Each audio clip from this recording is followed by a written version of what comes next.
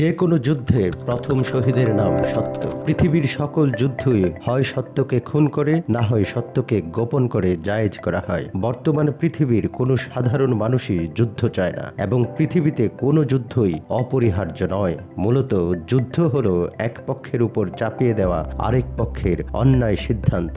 যারা যুদ্ধ অন্যের উপর চাপিয়ে দেয় তাদের কাছে যুদ্ধ একটা খেলা, একটা বাণিজ্য। কবি নির্মলেন্দু গুণ যেমন লিখেছেন, যুদ্ধ মানে শত্রু শত্রু খেলা, যুদ্ধ মানে আমার প্রতি তোমার অবহেলা।